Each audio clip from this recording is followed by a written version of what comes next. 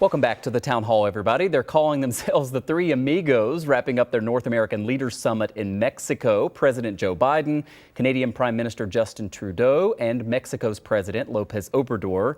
A lot of attention on immigration at the U.S. southern border and the developing news around classified documents found in former President Biden's office in D.C. from when he was in between being vice president and then being president.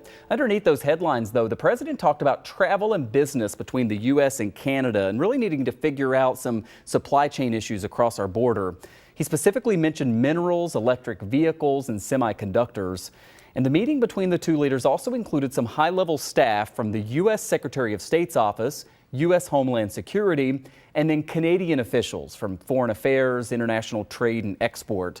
Likely all of those key people you would want to be at the table to discuss the northern border and this thing we've talked about for a long time, a massive backlog for Nexus. After that meeting, the U.S. Department of Homeland Security and the Canada Border Services Agency released a joint statement on Nexus saying they are making progress with the backlog. Over the last few months, officials say they've completed more than 230,000 enrollments. Now, part of the solution is a new pilot program at crossings like the Peace Bridge. We're showing you a live picture there now. To expedite the process, when you go for your Nexus interview date, you do the first part in Fort Erie, and then you immediately do the second part on our side of the border there in Buffalo. Local Congressman Brian Higgins pushed for that pilot program.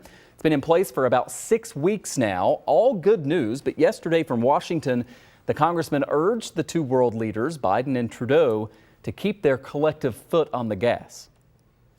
Unfortunately, in recent years, we've seen a layering of restrictions that hinder binational movement.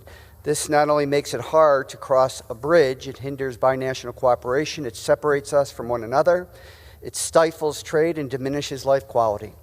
Confusion, hassles, and delays prevent travel and inhibits travel. I urge them to leverage our strengths to craft solutions that make it easier for us to connect between two countries, fostering better connections, a better economy, and a better life quality. The wait time now posted on the Homeland Security website for Nexus is 12 to 14 months. Better than it was before, I guess.